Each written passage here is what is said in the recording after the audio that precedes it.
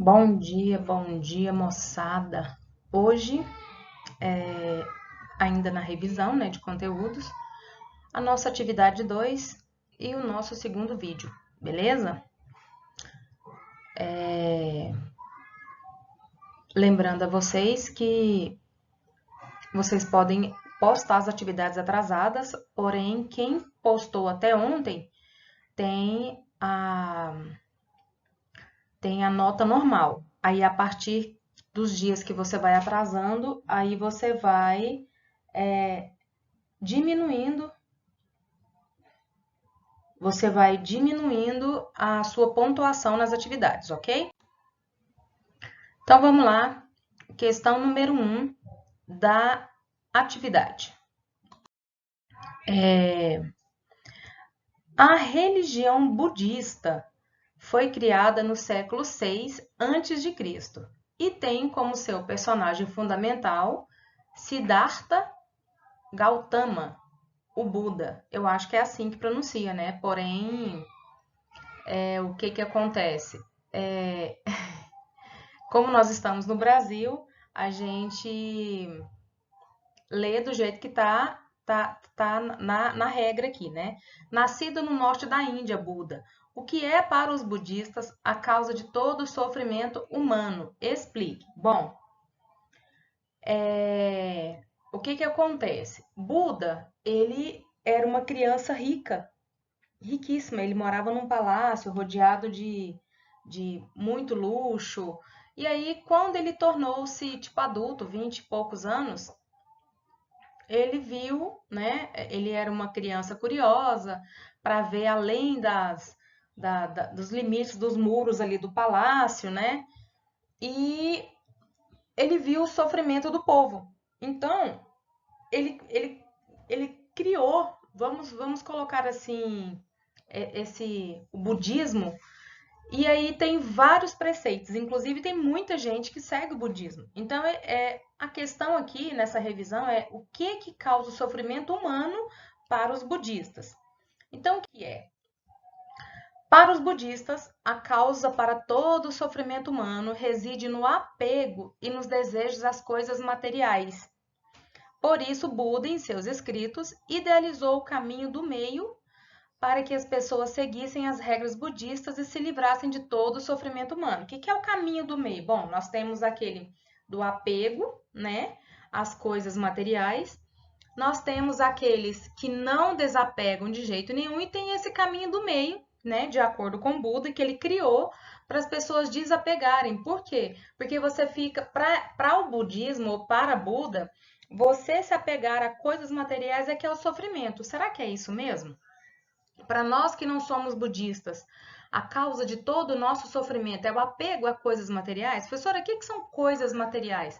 Olha, coisas materiais, sua casa, o carro, a bicicleta, a moto, o sapato, a roupa, vasilhas, cadeira, mesa, isso é coisa material. O seu sofrimento é causado por conta disso?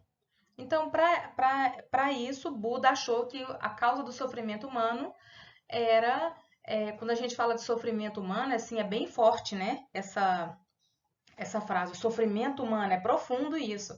Então, você acha realmente, para você que não é budista, para nós que a grande maioria da nossa sociedade ela é cristã, a causa do sofrimento humano, será que é isso? Mas para o budismo é isso, o apego às coisas, apego e desejo às coisas materiais, beleza? Questão 6. Quais são as atribuições do presidente indiano? Vamos lá, então. Cadê as atribuições do presidente indiano? Muita coisa. O presidente é responsável por nomear muitos altos funcionários na Índia. O que são altos funcionários, Verão? As pessoas altas de estatura? Não, altos funcionários é como se fosse parlamentares, é como se fossem senadores, né? Governadores, isso são altos funcionários na Índia. Esses altos funcionários incluem os governadores dos 29 estados da Índia, o chefe de justiça, que para nós aqui seria o ministro da Justiça, né? Outros juízes da Suprema Corte e tribunais superiores, sobre a orientação de outros juízes, o procurador-geral, o controlador e auditor-geral, o comissário-chefe da eleição e outros comissários eleitorais, o presidente e membros da Comissão de Serviço Público da União, os funcionários do All India Service, e aí tem todas as siglas aí, né? E serviços civis centrais do Grupo A, que seria o do alto escalão. E os embaixadores e altos comissários em outros países sobre as recomendações do gabinete. Em outros países, como, por exemplo, nós não estamos na Índia, nós estamos no Brasil. Porém, como nós temos relação comercial internacional com a Índia, aqui no Brasil tem que ter uma embaixada indiana, assim como na Índia tem que ter uma embaixada brasileira. Caso você um dia mude para a Índia e precise de ajuda lá, por exemplo, alguém está te perseguindo, ou você foi sequestrado e fugiu, para onde você vai pedir refúgio? Vai pedir refúgio na embaixada brasileira. E a mesma coisa os indianos aqui, que estão no Brasil, se precisar de algo referente ao país deles, por exemplo, eles querem repatriar, ficaram doentes aqui, mas querem se tratar lá na Índia, ou estão curados aqui e querem ficar uma quarentena lá na Índia para não ficar aqui no Brasil sozinho, longe da família, etc. Eles serão repatriados para a Índia, assim como lá o ano passado, quando o presidente liberou um avião que foi lá em Wuhan buscar os brasileiros que moram na Índia, na China, né, lá em Wuhan, então, e vieram aqui para a base aérea de Anápolis. Então, eles foram repatriados. Com o final do isolamento deles, eles foram devolvidos a Wuhan, na China, que é onde eles estão morando atualmente, tá? O que mais que o presidente da Índia faz? Como chefe de Estado, recebe credenciais de embaixadores de outros países, enquanto o primeiro-ministro, como chefe de governo, recebe credenciais de altos comissários de outros membros. Eu não sei ler esse nome, de acordo com a tradição histórica. O presidente é comandante-chefe das Forças Armadas Indianas. Então, ele seria ali ele seria a pessoa mais importante das Forças Armadas. As Forças Armadas aí, pelo que nós entendemos aqui no Brasil como Forças Armadas, inclui Exército, Marinha e Aeronáutica, né? As Forças Armadas é um todo. O presidente da Índia também pode conceder perdão ou reduzir a sentença de uma pessoa condenada por uma vez, especialmente em casos que envolvam punição de morte. Por quê? Porque na Índia tem a pena de morte. Aqui no Brasil não tem. Mas aí fica a questão, né? Aqui no Brasil nós temos uma lei muito boa, porém ela é traduzida de várias maneiras. De uma maneira para as pessoas brancas e pobres, de uma maneira para as pessoas pretas e pobres e de outra maneira para as pessoas ricas. Então, aqui no Brasil, por exemplo, todos são iguais perante a lei, é o que diz a nossa Constituição. Porém, a gente sabe que não é assim. Então, pena de morte aqui seria maravilhoso para quem realmente é bandido, para quem realmente não está funcionando na sociedade, está lá lotando as prisões e arrancando dinheiro que poderia, dinheiro dos cidadãos de bem, que poderia ser gasto com benfeitorias, porque aí tem que ficar lá nos presídios, dando comida, dando colchão, dando conforto para esse povo que está lá. Conforto, professora? Como que ela fala conforto? Aquele ninho lá. Bom, se quisesse estar no conforto mesmo de casa, não teria feito coisa errada, certo? Ah, mas eu conheço gente que não fez nada de errado, foi presa injustamente e tá lá num desse. Pois é, por isso é que eu acho que tem que rever, né? Assim, eu queria muito a pena de morte no Brasil, porém eu também não queria exatamente por conta disso, porque existem pessoas que estão lá realmente por engano, foi preso por engano, foi confundido e tá lá sem dever, sem dever, né? Então, aí fica aí. Mas aqui na Índia, o presidente ele dá o perdão ou reduz a sentença. As decisões que envolvam perdão e outros direitos do presidente são independentes da opinião do primeiro-ministro ou da maioria do Lok Sabha. Na maioria dos outros casos, no entanto, o presidente exerce seus poderes executivos, ou seja, aquele que executa, sob o conselho do primeiro-ministro. Então, relacionado ao perdão, o presidente tem a opinião dele. Não interessa quem está do lado dele, quem seja o conselheiro dele, no caso, o primeiro-ministro. No caso de perdão, é o presidente versus presidente. Ninguém mais entra no meio da conversa aí. O poder executivo é exercido principalmente, o executivo é o que faz acontecer, é o que faz executar, né? Pelo presidente da Índia, conforme o artigo 53 parágrafo 1º da Constituição deles. O presidente tem todos os poderes constitucionais e os exerce diretamente ou através de oficiais subordinados, conforme o artigo 53 acima mencionado. O presidente deve agir de acordo com a ajuda e o conselho oferecido pelo primeiro-ministro, que lidera o Conselho de Ministros, conforme o descrito no artigo 74 da Constituição da Índia. Então, isso aqui é tudo que o presidente da Índia tem que fazer. Continuando aqui, sem interrupções agora, né? Espero. Questão 7. A maior parte dos indianos não comem carne de vaca. Quando a gente fala maior parte, é uma grande parte mesmo. Por que que não come? Porque na Índia, os bovinos, ou traduzindo, vacas e bois, né? Eles são animais sagrados. Então, eles não podem ser mortos porque eles são tipo deuses. Se eles são sagrados, eles são como deuses, né? Eles são vegetarianos, porque na Índia esse animal é sagrado.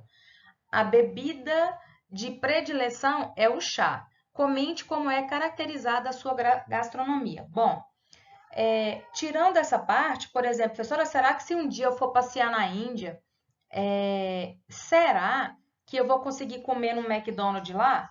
O McDonald's eu gosto de chamar de MC Donald. Claro que você vai comer o McDonald's. O McDonald's ele espalhou no mundo inteiro. Só que a carne do hambúrguer do McDonald's, na Índia, ela é de carne de carneiro. Ela não é de carne bovina. Ai, professora, que nojo! Para quem nunca comeu carne de carneiro, carne ovina, né? Carne ovina, professora, os ovinos são carneiros e ovelhas. Caprinos são cabritos e cabras. Então, a carne de ovino é maravilhosa, é uma delícia. Porém, como hambúrguer, eu nunca comi, mas é a carne do carneiro temperada, né? Como que é caracterizada a gastronomia? Vamos lá. Da culinária do subcontinente indiano, caracterizada pelo extenso uso de vários tipos de temperos, ervas e outros vegetais, além de frutas locais. Tá aí. Cada família da cozinha indiana possui um extenso sortimento de pratos e técnicas culinárias. Como consequência, ela varia de região para região, refletindo a variedade demográfica e a diversidade étnica do continente. Como assim, professora? Ué, dependendo da região, sei lá, de repente eles utilizam mais verduras do que carne. Dependendo da região, eles usam mais carne do que verduras. Porém, eles utilizam o tempo todo verduras, carnes e frutas locais e muito, mas muito tempero. Credo, eu não gosto de comida salgada, não. Não falei de sal, falei de tempero. Cominho, pimenta calabresa, temperos mesmo. Alho, cebola, né? Que para nós seria comum. Coentro, cheiro verde, esses trem, tá? A crença e a cultura hindu vem mostrando grande influência na evolução da cozinha indiana. Até porque, dentro da Índia, tem uma variedade imensa de povos. Então, a comida lá sofreu uma miscigenação, é tipo aqui no Brasil. É muita gente que veio. Então, se você quiser comer, por exemplo, uma comida europeia, assim, feita por pessoas de lá mesmo, você pode ir para o sul. Você pode ir para o Nordeste e comer comida totalmente diferente. Você pode ir para o Norte e comer comida totalmente diferente, porque a comida do Norte ela é uma mistura assim, muito legal da comida dos indígenas.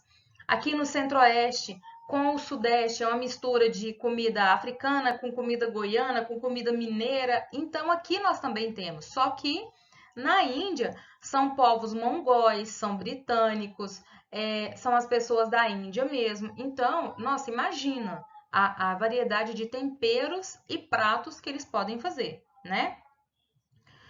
Porém, a culinária indiana é interpretada como resultado das grandes interações regionais do subcontinente desde os mongóis até a ocupação e saída dos britânicos, fazendo dela uma mistura única de várias cozinhas internacionais. Beleza? E a nossa questão 8 e última, né? Que é a nossa questão 8 e última aqui, ela vai ser aqui o carro-chefe do final do nosso vídeo 2, para vocês assistirem essa videoaula aqui e para vocês responderem a atividade lá do Google Sala de Aula, tá bom?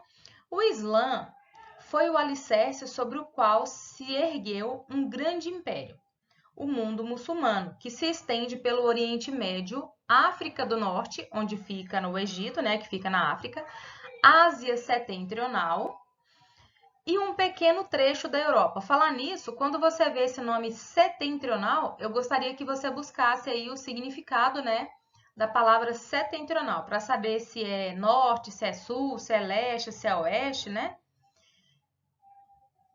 É o fruto desse empenho. Mundo árabe não se confunde com o mundo muçulmano. Com base no texto acima e nos conhecimentos gerais sobre a cultura árabe no Oriente Médio, podemos afirmar que a diferença entre o mundo árabe e islâmico é. Qual que é a diferença disso? Porque muita gente confunde mesmo, a grande maioria fala, não, é árabe, não, são os muçulmanos. Árabe é uma coisa, muçulmano é outra. Vamos ver o que que é.